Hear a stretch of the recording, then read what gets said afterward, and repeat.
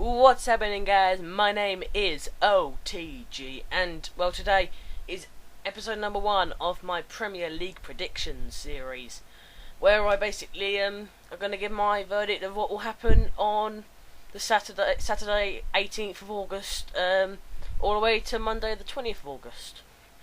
So we obviously have so much drama going around the Premier League at the moment. Obviously, RVP went to Man United. I kind of like that. That's kind of a good deal. I think that's finally going to show Arsenal fans that they're not really any good without him. But Podolski is a great player, and they're all really good players. I'm not saying they're a bad team, but I think Robin van Persie is kind of the main man. But let's go on to the predictions. So sticking with the theme of Arsenal, the 3 o'clock kickoffs on Saturday, we have Arsenal versus Sunderland. I think that game is going to be quite a tight one, but I believe it will end up in a 1-1 draw between Arsenal and Sunderland. I think both teams will be quite slow, and there'll be a few issues between Arsenal, and they'll be trying to They'll be trying to find new ways of getting Giroud and Podolski and Cazorla. That's the right thing. Linking up. And Sunderland, I just think, are a very stable, strong team, and they had a very good end to the season.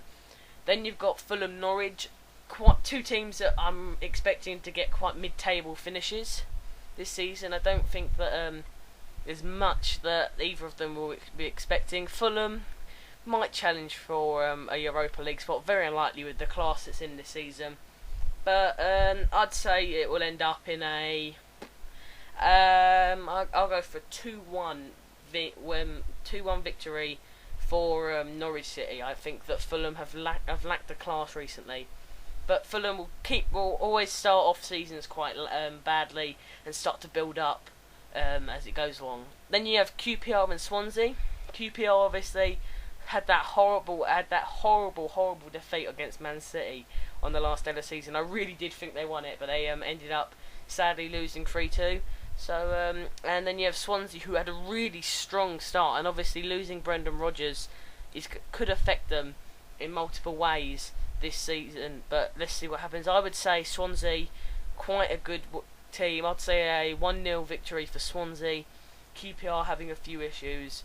Then you have new boys to the league, Reading, and then you have the old team that have been in there for quite a while now, Stoke. Stoke have obviously got very tall players. I believe they still have Peter Crouch in the side.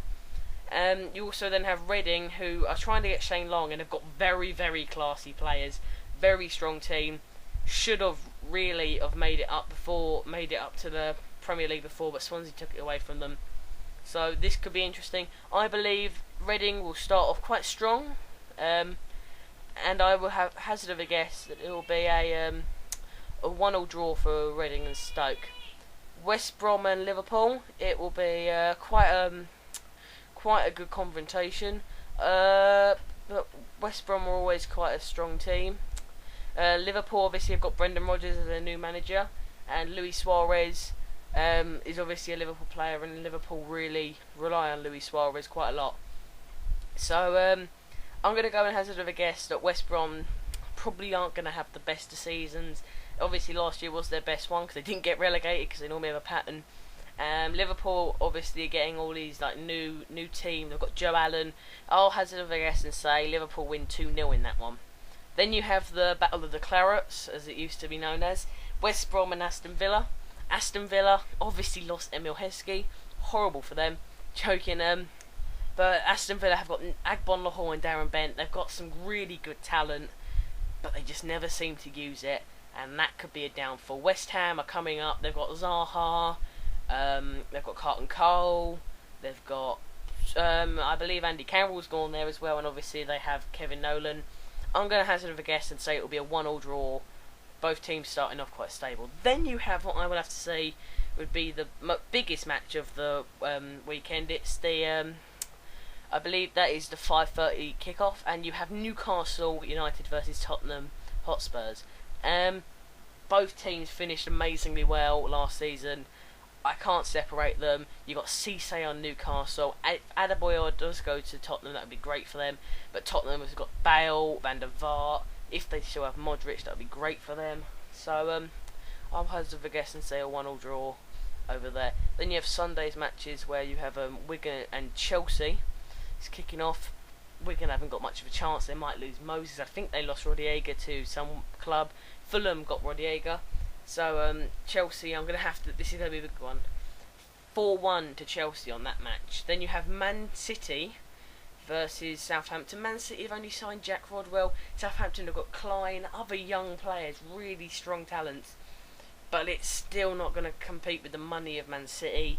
It's kind of a difficult one. I'd love to see Southampton do really well, but they're like the odd team out in a way.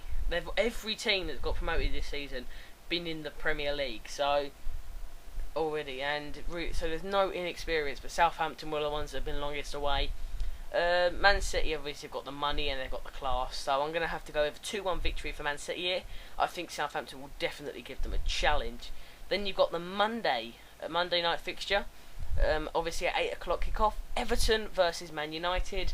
Man United obviously signed RVP, but I don't think he'll start in the match. I think he'll be on the bench, and they'll start Rooney and Welbeck ahead of him just so he can grow into the team a little bit more. But still, Man United are a great team. Everton obviously signed Stephen Pienaar this year. I don't think that's going to really help them a lot against Man United, but they'll still give them a fight. Obviously, Everton and Man United last time, I believe they had a great comeback and drew 2-2 or something like that. But they're still a great team. So I'll give that match a prediction of, I'll say that Manchester United will win 3-1 in that match. So yeah, guys, that is basically the end of week 1 of my Premier League predictions. I hope you guys enjoyed this. Please leave a like and comment on if you like this series and if you think I should keep doing it. I sure enjoy it. I'll probably be bringing out another episode on Monday because I am going on holiday on Tuesday, and I'll put up the Wednesday match, Saturday and Sunday for that week, and then I'll get back and do the other week. So I'd like to say thank you guys for watching. My name is OTG. A woo to you, and bye guys.